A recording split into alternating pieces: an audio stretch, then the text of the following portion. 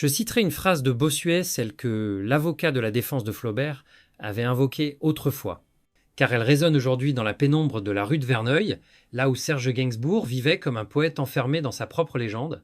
Dans cette maison tapie au cœur d'un Paris intime, et fuyant chaque mur, semblait imprégné de ses fantômes familiers. Les volutes de ses cigarettes flottaient dans l'air épais, mêlés aux parfums évanescents de ses muses, aux échos étouffés de ses mélodies inclassables. On le connaissait pour ses excès, ses provocations, ses scandales, qui faisaient vaciller la morale et trembler les plateaux de télévision. Mais derrière cette façade d'iconoclaste assumé, se tenait un homme d'une culture rare, façonné dès l'enfance par des influences fortes, essentielles, presque sacrées. Serge Gainsbourg n'était pas ce personnage tapageur que dépeignaient les tabloïds. Il était d'abord, et avant tout, un amoureux de la musique, un pianiste formé au classique, un artisan des mots, un curieux infatigable qui puisait son inspiration dans un panthéon personnel qu'il vénérait en silence. Pour lui, l'art n'était jamais une posture. C'était une nécessité, un combat de chaque instant, un affrontement intérieur. Il voulait réinventer la beauté, même si cela signifiait choquer. Même si cela impliquait de brûler ses ailes dans le feu de la liberté. À 63 ans, l'homme à la tête de chou n'avait plus rien à prouver. Pourtant, dans ses confidences les plus sincères, il continuait d'évoquer ces artistes qui avaient marqué sa mémoire et nourri son imaginaire. Ces modèles qu'il contemplait en secret comme des phares dans la nuit des guides invisibles. Dans l'ombre feutrée de ces nuits blanches derrière ses lunettes noires, il murmurait parfois leurs noms, comme des prières intimes. Qui étaient-ils, ces maîtres secrets, ces voix tutélaires qui l'avaient aidé à se construire? Quel visage se cachait derrière l'ombre de ses chansons, derrière la caresse d'un accord, derrière la morsure d'un mot bien placé? Aujourd'hui, nous allons lever le voile sur ce sanctuaire intérieur, celui de Serge Gainsbourg, celui des 6 artistes qu'il admirait plus que tout au monde. Boris Vian, le frère d'âme, avant d'être Serge Gainsbourg, l'homme de toutes les transgressions, il y eut un jeune Lucien Gainsbourg, un adolescent timide mal à l'aise dans son époque qui déambulait dans les cafés enfumés de Saint-Germain-des-Prés. Là, dans ce théâtre vibrant d'idées et de révolte, il découvrit un monde où la littérature, le jazz et la poésie s'entrelaçaient. Et au centre de cette effervescence, une figure brillait de tous ses feux, Boris Vian. Il n'était pas seulement écrivain. Il était musicien trompettiste, parolier dramaturge, un touche à tout génial, irrévérencieux, inclassable, un esprit libre qui refusait toutes les frontières. Gainsbourg le regardait comme on contemple un aîné indomptable. Chez Vian, il y avait cette capacité extraordinaire à transformer l'absurde en beauté, le scandale en manifeste artistique. Ce que le jeune pianiste rêvait de faire. Prendre les codes de la bourgeoisie, les tourner en dérision, les sublimer, dans un éclat de rire amer. Vian en donnait l'exemple vivant. Son œuvre devenait pour Lucien une école de liberté. Le premier contact fut une révélation. Le roman L'écume des jours ouvrit une porte que Serge ne refermerait plus jamais. Il découvrit un univers où la fantaisie servait à dénoncer les hypocrisies sociales, où l'imaginaire devenait une arme douce, mais incisive. Les chansons de Vian, souvent interdites ou censurées, portaient cette ironie mordante que Gainsbourg allait faire sienne. Quand Vian chantait Le Déserteur, il rappelait que la chanson pouvait être plus qu'un divertissement, un manifeste, une prise de position, une lettre ouverte à la société.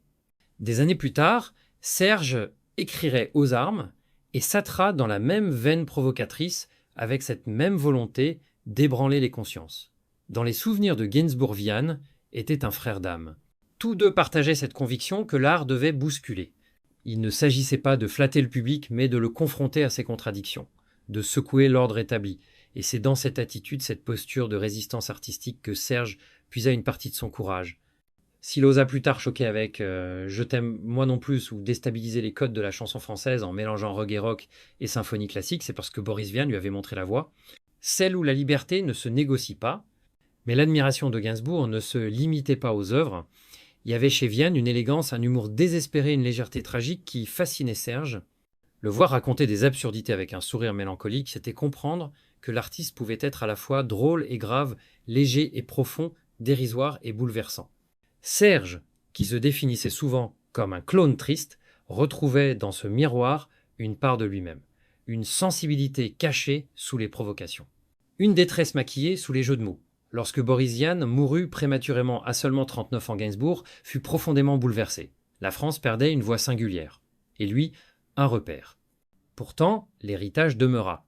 À travers chaque mot cynique, chaque métaphore grinçante, chaque sourire tordu, on devine encore aujourd'hui la filiation secrète. Serge Gainsbourg avançait dans le sillage de Boris Vian. Comme un héritier indocile, qui prolongeait la révolte avec ses propres armes, il ne copia jamais Vian, mais il le prolongea, il l'absorba, il l'intégra.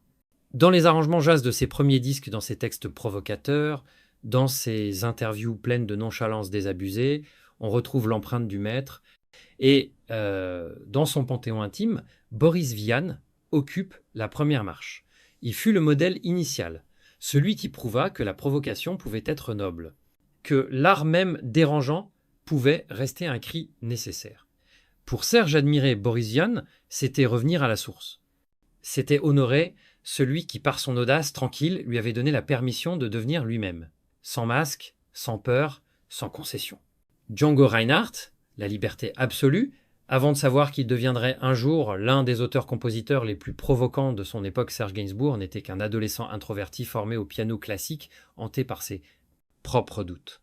Dans sa chambre silencieuse ou dans les couloirs impersonnels du conservatoire, il rêvait déjà d'une autre forme de musique, d'un souffle plus libre, plus brûlant. Et ce souffle, il le trouva un jour dans le timbre incandescent d'une guitare manouche, celle de Django Reinhardt. Dès les premières notes, Serge fut saisi, fasciné, littéralement possédé.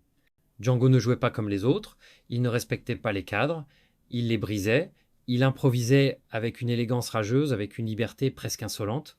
C'était une musique qui ne demandait la permission à personne, une musique qui avançait, qui s'imposait, qui séduisait, sans se justifier.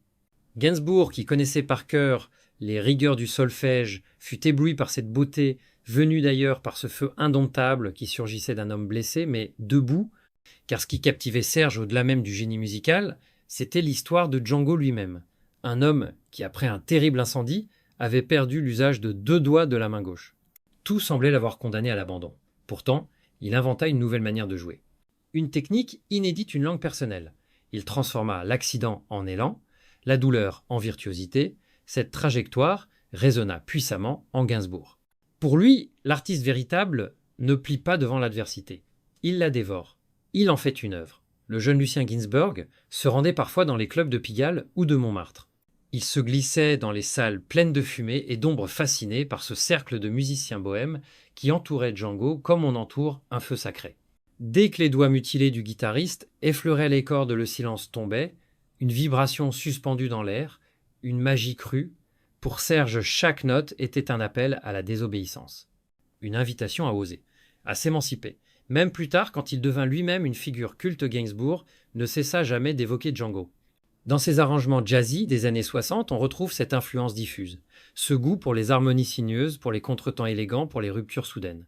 Même dans ses chansons les plus scandaleuses, il restait quelque chose de cette élégance rythmique héritée de Reinhardt. Car au fond, derrière ses provocations, Serge voulait toujours séduire l'oreille, captiver, hypnotiser. Il y avait aussi chez Django un mode de vie qui parlait profondément à Serge. Cet homme qui vivait dans ces caravanes qui fuyaient les conventions, qui refusaient l'ordre établi incarnait, pour lui une poésie vivante, une liberté concrète, loin des projecteurs, des compromis, des faux semblants. Pour Gainsbourg, qui se sentait souvent à l'étroit dans la célébrité de Django, représentait un idéal, la preuve qu'on pouvait rester soi-même, même en devenant une légende. Dans certaines confidences, Serge allait jusqu'à parler de Django comme d'un héros de l'ombre. Il ne se contentait pas de l'admirer pour sa technique, il le vénérait comme un symbole. Un homme qui avait transformé une blessure en langage. Une figure de résistance créative. Là où Boris Vian lui avait transmis le goût de la provocation littéraire, Django Reinhardt lui offrit l'insolence musicale. Un souffle de révolte muette. Une intensité sans slogan. Et surtout, il lui offrit l'exemple du courage. Lorsque Gainsbourg dut affronter les critiques, les censures, les insultes, il se souvenait de Django, de cet homme mutilé devenu virtuose, de cette silhouette penchée sur sa guitare transformant chaque note en cri. Cela lui donnait de la force, de l'endurance, de la fidélité à soi. Il y a dans certaines chansons de Serge une élégance fragile, une dissonance assumée, un rythme imprévisible. C'est là, dans ces détails, que l'influence de Django se cache, comme une ombre discrète. Un tuteur invisible, et dans son panthéon intime, Reinhardt tient une place particulière, celle du survivant, du résilient, de l'artiste libre jusqu'au bout des doigts. Gainsbourg aimait rappeler que l'art ne naît pas toujours de la technique, mais de la nécessité. Et Django incarnait cela à la perfection. Une urgence, une flamme, un cri. Rien d'académique, rien de convenu. Juste la vie transfigurée par la musique. Jacques Brel, la dévotion absolue, s'il est vrai que Serge Gainsbourg maniait l'ironie comme une arme, Jacques Brel lui avançait à découvert. Sans masque, sans cuirasse, avec une intensité presque douloureuse. Deux hommes, deux styles, deux visions de la chanson française, et pourtant, dans l'ombre de leurs différences, une admiration brûlante les reliait, une fraternité discrète faite de respect, d'émerveillement, de stupeur. Quand Gainsbourg observait Brel sur scène, il était frappé par cette ardeur physique, par cette manière de tout donner, de tout offrir. Brel ne chantait pas. Il se consumait. Il transpirait la douleur, la tendresse, la colère. Il se tordait, il implorait, il vociférait. Chaque mot semblait lui être arraché des entrailles. Chaque phrase portait le poids d'un monde intérieur. Serge, qui cultivait avec soin une distance glaciale, vis-à-vis du public, voyait là l'exact inverse de sa propre posture. Et c'est peu être cela qui le fascinait le plus. Il n'aurait jamais pu imiter ce style, trop exposé, trop nu, trop risqué, mais il en reconnaissait la grandeur. Il y voyait un exemple rare de courage artistique, car il fallait du courage, oui, pour oser dire, sans détour, la douleur des amours impossibles, la mélancolie des lendemains, vide la rage contre la médiocrité du quotidien. Là où Serge protégeait sa sensibilité derrière une couche d'humour noir et de cynisme, Brel lui ouvrait grand ses plaies et laissait chacun y lire. Dans Ne me quitte pas, Gainsbourg retrouvait une vérité universelle dépouillée de tout artifice. Pas de jeu de mots, pas de double sens, juste l'imploration nue d'un homme abandonné. Dans Amsterdam, il entendait le grondement des porcs, la brutalité des hommes, le souffle de la poésie transformée en épopée. Il savait que Brel, dans ces chansons-là, touchait à quelque chose de sacré. Une forme de théâtre intérieur, mais sans décor. Une offrande. Gainsbourg avouait parfois à demi-mot que sans Brel, la chanson française n'aurait pu être jamais trouvé cette dignité littéraire qui lui permit à lui aussi d'explorer des textes audacieux. Tous deux avaient en commun un culte absolu de la langue. Mais là où Brel maniait la métaphore comme un fleuve en crue, Serge préférait les éclats de verre, les images tranchantes, les silences tendus. Et pourtant, l'un et l'autre savaient que la chanson n'était pas un divertissement léger. C'était une forme de littérature à part entière, une poésie en mouvement. Dans ce panthéon intime qu'était celui de Gainsbourg, Jacques Brel n'était pas un rival, il était un frère d'écriture. Un frère qui avait choisi une autre voie plus tragique, plus flamboyante, mais dont le courage forçait l'admiration. Serge aimait rappeler que la chanson pouvait être théâtrale, excessive, grandiose. Et chaque fois qu'il revoyait le visage de Brel déformé par la passion, il se souvenait de cette règle non dite, l'art véritable ne supporte ni tiédeur ni demi-mesure. Il y avait dans la posture de Brel quelque chose d'héroïque. Il n'interprétait pas ses textes, il les vivait. Il les portait jusqu'à l'épuisement. Jusqu'à l'extinction de voix, il s'offrait au public comme une mèche consumée. Et cette dévotion absolue Gainsbourg ne pouvait qu'en être bouleversée. Dans ses propres mots, dans ses propres provocations, on sent parfois l'envie de se mesurer à cette vérité nue, de s'en approcher, même sans oser s'y abandonner totalement. Leur rencontre fut rare, leurs échanges peu nombreux, mais dans les coulisses de la mémoire, Serge ne cessait de regarder Brel comme un modèle paradoxal. Un homme qui, loin des compromissions, avait su imposer la poésie dans le monde brutal de la scène. Il admirait en lui ce refus du spectacle creux, cette fidélité au feu intérieur. Et plus profondément encore, Gainsbourg reconnaissait en Brel un artiste qui avait accepté de se consumer, de se sacrifier sur scène pour transmettre une émotion, une parole, une vérité. Lui-même pourtant, si attaché à l'élégance du geste, à la maîtrise du mot, n'ignorait pas qu'il y avait dans cette offrande totale quelque chose de supérieur, de vertigineux.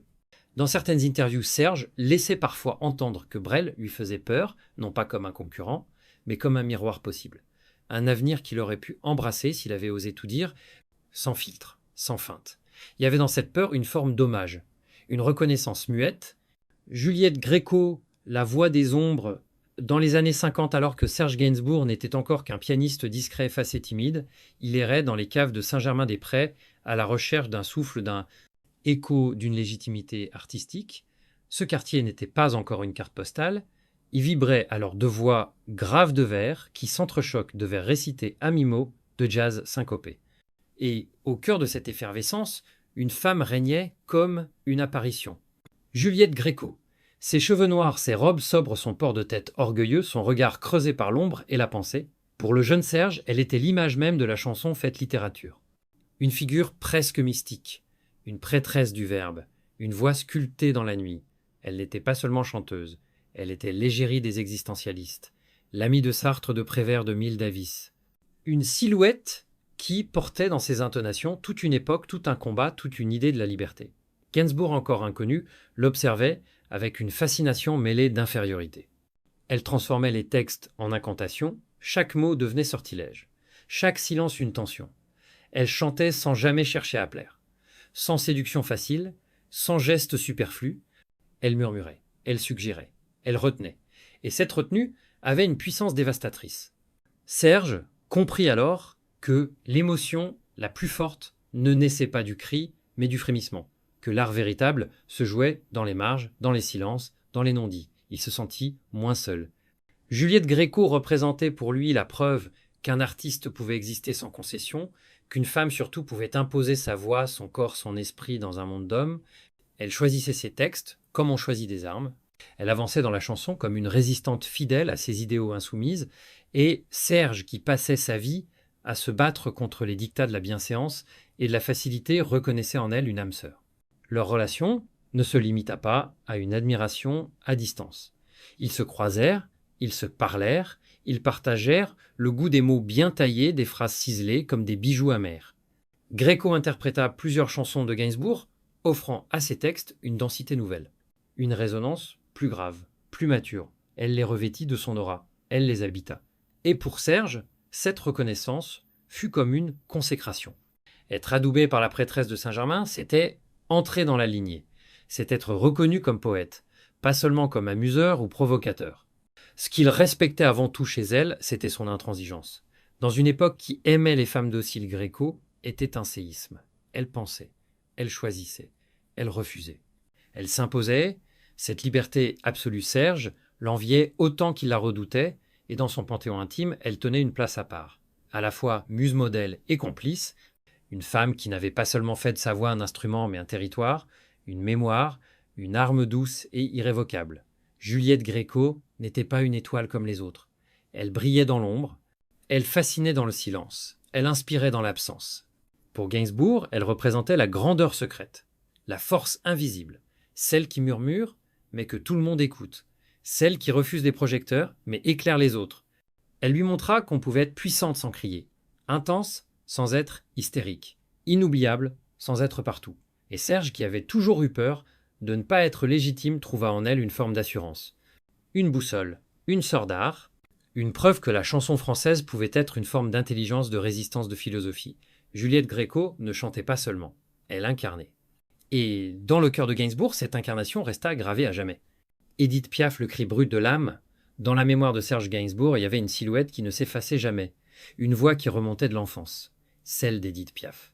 Pour lui, elle n'était pas seulement une chanteuse, elle était l'âme mise à nu, le chant brut d'une ville, d'un peuple, d'une douleur, une prière sans fioriture, une confession sans masque, une vérité pure. Il l'écoutait à la radio, dans les rues, dans les cafés. La vie en rose l'hymne à l'amour, non, je ne regrette rien. Ses chansons traversaient les murs, les âges, les silences.